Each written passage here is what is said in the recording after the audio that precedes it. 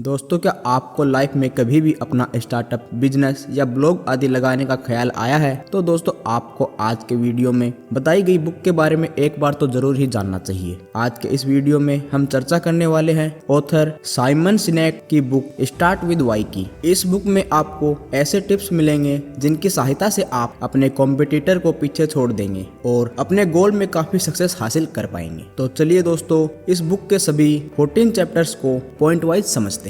दोस्तों, point number 1 है keep and result in mind.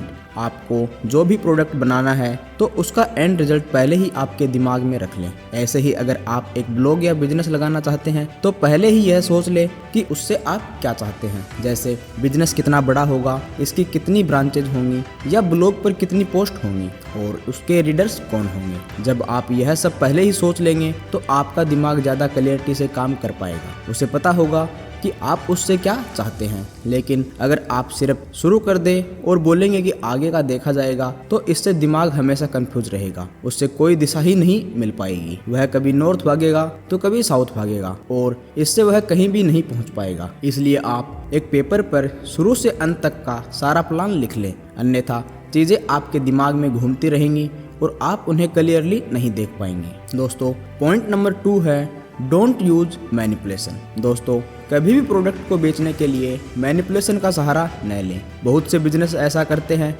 लेकिन अंत में उन्हें प्रॉफिट नहीं होता, बल्कि वे कस्टमर की गुडविल खो देते हैं। आपने देखा होगा कि बहुत से बिजनेस कई मैनिपुलेशन का इस्तेमाल करते हैं। जैसे कि मैनिपुलेशन नंबर 1 प्राइस। बहुत सी कंपनीज प्राइस में डिस्काउंट देती हैं, इससे उनका प्रॉफिट कम हो जाता है।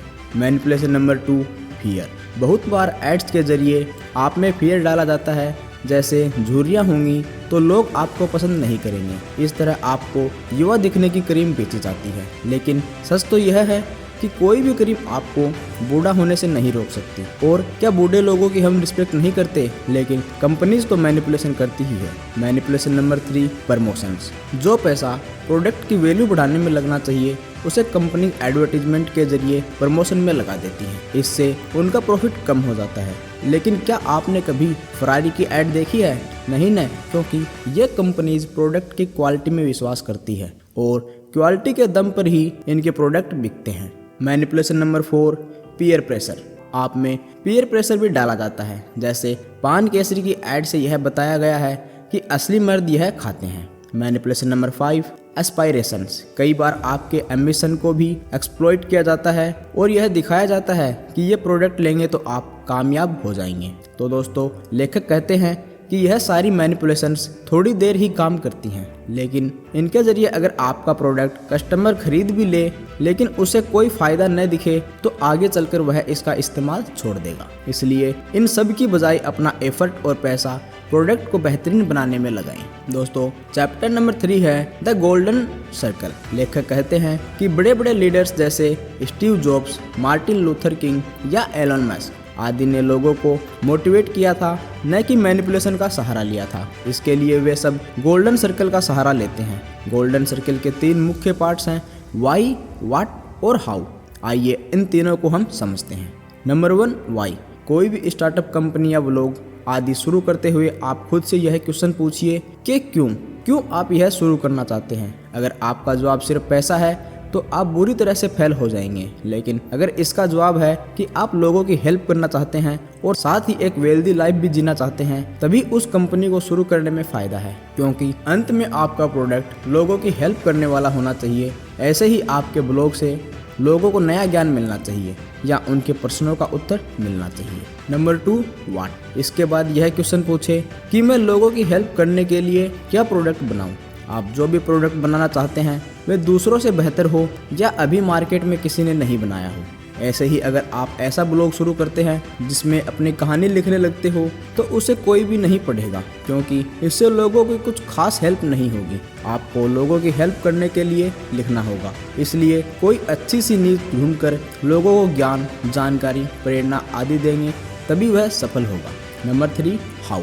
इसके बाद आप पूछे कि आपके प्रोडक्ट को लोगों तक कैसे पहुंचाया जाए। क्या आप ऑनलाइन उसे बेचेंगे या डिस्ट्रीब्यूटर्स के जरिए बेचेंगे। उसकी कीमत, कॉस्ट आदि का निर्धारण करना होगा। दोस्तों चैप्टर नंबर 4 है the golden circle and your brain. दोस्तों गोल्डन सर्कल हमारे ब्रेन से भी जुड़ा हुआ है। वाई और हाउ हमारे लिम्बिक सिस्टम से जुड़े हैं। यह हमारे दिमाग का वह हिस्सा है जो हमें क्यूरियस बनाता है और यही हमें रिवार्ड पाने के लिए प्रेरित करता है। यही पार्ट पेन और प्लेजर की अनुभूति भी करवाता है, जबकि वाट हमारे नियोकॉर्टेक्स से जुड़ा होता है। कॉर्टेक्स हमारे माथे के पास वाला हिस्सा होता है। यह डीप थिंकिंग से जुड़ा है, साथ ही हमारी इंटेलिजेंस और प्रॉब्लम सॉल्विंग भी इसी पार्ट से होती है। इसलिए बिजनेस शुरू करने के लिए हमें अपने ब्रेन के मैक्सिमम पार्ट का इस्तेमाल करना चाहिए। इससे आपका दिमाग हमेशा एक्टिव रहेगा और अच्छे डिसीजन लेगा। दोस्तों चैप्टर नंबर 5 है वर्क विद अंडरस्टैंडिंग पीपल्स। ऐसे लोगों को अपनी टीम में रखें जो आपकी फिलॉसफी को समझें, जो यह जाने कि आप क्या करना चाहते हैं। मैक्सिमम लोगों को लगता है कि कंपनी केवल पैसा कमाने के लिए होती है, लेकिन वास्तव में वे लोगों की सेवा कर रही है। तरह तरह के प्रोडक्ट बनाकर वे लोगों का जीना आसान करती है, लेकिन इस बात को कुछ ही लोग समझ पाते हैं। जैसे अगर आपको नेचर के लिए कोई एनजीओ शुरू करनी है तो आपको ऐसे लोगों को साथ लेना चाहिए जिन्हें नेचर से प्यार हो, जिन लोगों को कभी गार्डन के फूलों को देखने तक का टाइम न हो। ऐसे लोग आपकी सोच क्या ही समझ पाएंगे। इसलिए पहले ही टीम को अपना विजन समझा दें, यह क्लियर कर दें कि आप कस्टमर की सेवा के लिए प्रतिबद्ध हैं और आपका पहला पर्पज लोगों की लाइफ में पॉजिटिव चेंज लाना है। इससे सब लोग कंपनी को आगे बढ़ाने के लिए मोटिवेट होंगे। इसके बदले अगर वह बोलेंगे कि किसी भी तरह से मेरे प्रोडक्ट को बेचो, तो वे मैनिपुलेशन पर उतर आएंगे, जिससे आगे चलकर कंपनी डूब भी सकती है। दोस्तों चैप्टर नंबर 6 है build trust with golden circle. दोस्तों गोल्डन सर्कल की तकनीक का इस्तेमाल करके आप लोगों का ट्रस्ट जीत सकते हैं। जब भी कोई प्रोडक्ट बनाएं तो वाई का इस्तेमाल करें।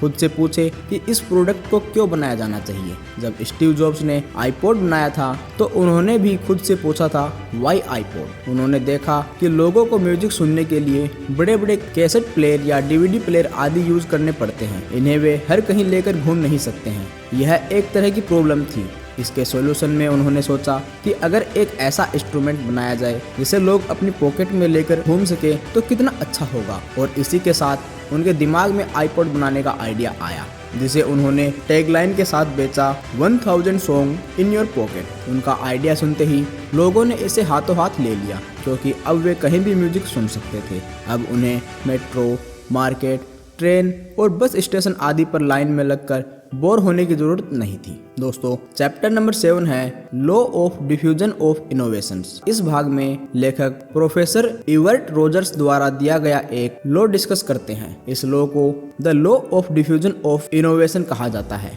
आप एक बेल शेप कर्व की कल्पना करें जो एक पहाड़ी की तरह भी दिखता है। इस कर्व के 5 हिस्से होते हैं जो इस प्रकार हैं। Number 1 extreme left. इस भाग में इनोवेटर्स आते हैं। इनका प्रतिशत बहुत कम होता है। इन्हें आपका प्रोडक्ट एकदम समझ में आ जाता है। Number 2 early adopters. ये लोग आपके प्रोडक्ट को सबसे पहले खरीदते हैं। इस ग्रुप में रिच और अपर मिडिल क्लास के लोग आते हैं। इनके पास सरप्लस मनी होती है और ये लाइफ में नई नई चीज़ें ट्राई करते रहते हैं। The early majority.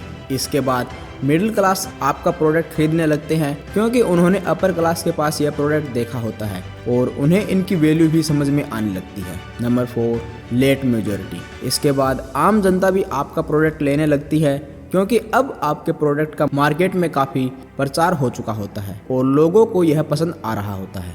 Number 5 laggards. इन लोगों को आपका प्रोडक्ट बिल्कुल भी पसंद नहीं होता और न ही ये कभी खरीदते हैं। आपको इन्हें कन्विंस करने की जरूरत नहीं है। तो दोस्तों इस लॉ के कर्व को समझकर आपको पता लग गया होगा कि लोग आपके प्रोडक्ट को किस तरह से खरीदते हैं और कैसे धीरे धीरे आपकी सेल बढ़ती रहती है। दोस्तों चैप्टर नंबर 8 है Bill Gates and political leaders. लेखक ने बिल गेट्स का एग्जाम्पल दिया है। वे कभी भी जोर जोर से नहीं बोलते हैं और देखने में शाय नजर आते हैं।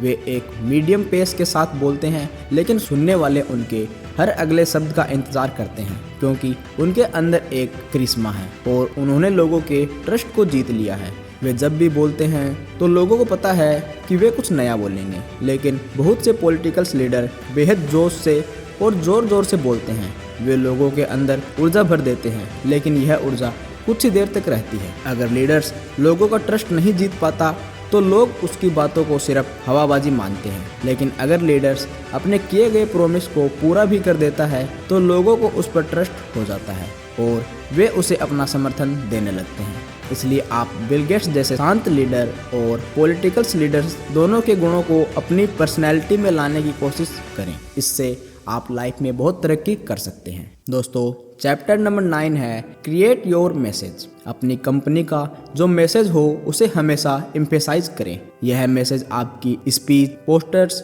स्टेशनरी, बैग्स आदि में भी दिखना चाहिए। साथ ही हर एम्प्लॉय को भी वह मैसेज याद होना चाहिए और वे सब उसे आत्मसात करके उसके लिए ही काम करें। यह मैसेज बार बार हर जगह नज़र आते रहने से लोगों को भी याद हो जाता है और वे बार बार आपके प्रोडक्ट को लेते रहेंगे। जैसे नाइकी का मैसेज जस्ट डू इट आपको याद हो चुका है। यह मैसेज आपको मोटिवेट करता है कि जो भी आपका गोल है उसकी तरफ बिना डरे आगे बढ़ो। इसीलिए आप भी अपनी कंपनी का मैसेज बना सकते हो जो लोगों को वैल्यू भी दे और आपकी कंपनी के विजन को भी परिलक्षित करे। दोस्तों, चैप्टर नंबर 10 है यूज इफेक्टिव सिंबल्स। दोस्तों, आप अपनी कंपनी या ब्लॉग के लोगो पर भी ध्यान दें। अपना लोगो ऐसे डिजाइन करवाएं कि वह आपके विजन का संदेश देता हो। सिंबल्स के पीछे बहुत बड़ी फिलॉसफी छुपी होती है, इसलिए बड़ी बड़ी कंपनीज बहुत ध्यान से लोगो डिजाइन करवाती हैं। जैसे आपने अमेजोन का सिंबल देखा होगा, उसमें ए से जेड तक एक आर्क ज्वाइन किए रहती है, जिसका मतलब है कि हम ए से लेकर जेड तक सारे प्रोडक्ट बेचते हैं और यह सच भी है। ऐसे ही नाइकी का टिक मार्क वाला सिंबल बताता है कि यह जूते आपके लिए बेस्ट चॉइस हैं। कंपनीज के सिंबल लोगों के दिमाग पर भी चढ़ जाते हैं और बहुत बार वे स्वतः ही उन्हें स्टेटस सिंबल से लिंक कर देते हैं। दोस्तों, चैप्टर नंबर 11 है डोंट फॉरगेट वाई। बहुत बार जब कंपनी प्रॉफिट कमाने लगती है तो अपने शुरुआती विजन भूल जाती है। उनका मेन मकसद पैसा कमाना हो जाता है। इससे वे कस्टमर की कदर करना छोड़ देते हैं, लेकिन इससे कस्टमर में डिससेटिस्फेक्शन फैलने लगता है और वे कंपनी को छोड़कर राइवल कंपनी के प्रोडक्ट लेना शुरू कर देते हैं। साथ ही फाउंडर कोई नया प्रोडक्ट बनाने के बारे में नहीं सोच पाते। वे उस प्रोडक्ट पर ध्यान देते हैं जो ज़्यादा बिकने लगता है, लेकिन एक दिन हर प्रोडक्ट आउटडेटेड हो जाता है और राइवल कंपनीज अगर नया प्रोडक्ट ले आए तो लोग उसे लेने को आतुर हो जाते हैं। इसलिए हमेशा वाई पूछते रहें और अपने प्रोडक्ट को अपग्रेड करते रहें। साथ ही नए नए प्रोडक्ट भी लाते रहें। इससे लोग आपके प्रोडक्ट से सैचुरेट और बोर नहीं होंगे।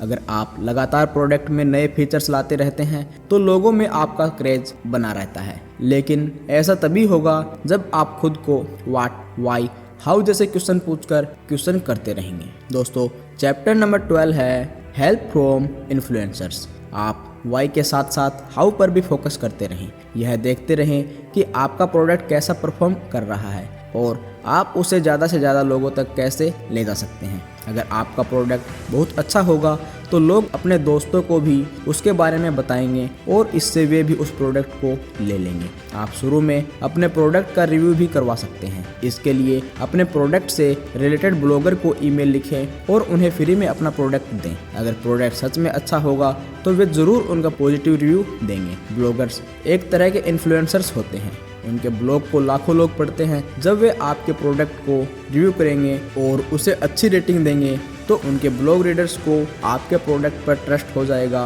और वे आपके प्रोडक्ट खरीदने लगेंगे। दोस्तों, चैप्टर नंबर 13 है बैलेंस्ड मार्केट रिसर्च। लेखक कहते हैं प्रोडक्ट सेल करने के लिए मार्केट रिसर्च करनी पड़ती है। इससे हमें पता चलता है कि मार्केट में क्या चीज़ बिक रही है। लेकिन इस अप्रोच का एक नुकसान यह है कि हम कुछ नया सोच नहीं पाते। जैसे मार्केट रिसर्च करके हो सकता है आप भी साबुन, टूथपेस्ट, बिस्किट आदि बनाने लगे, लेकिन इससे आपका इतना फायदा नहीं होगा क्योंकि पहले ही बड़ी बड़ी कंपनीज इन्हें बना रही हैं। वे आपको टिकने नहीं देंगी। अगर आप अपना प्रोडक्ट ले भी आओगे तो वे प्राइस कम कर देंगे, इसलिए लोग उनका प्रोडक्ट खरीदेंगे ना कि आपका। इसलिए आप अपने अंदर देखें और अपने वाई पर काम करें। यह पूछे कि मुझे कोई पर्टिकुलर प्रोडक्ट क्यों बनाना चाहिए। इससे आपको ऐसा यूनिक प्रोडक्ट बनाने का आइडिया आएगा जो अभी तक मार्केट में ही नहीं है, उसका जीरो कंपटीशन है। इस प्रकार के प्रोडक्ट से आप मार्केट में अपनी मोनोपोली क्रिएट कर सकते हैं और लोग हाथों हाथ आपका प्रोडक्ट खरीद लेंगे।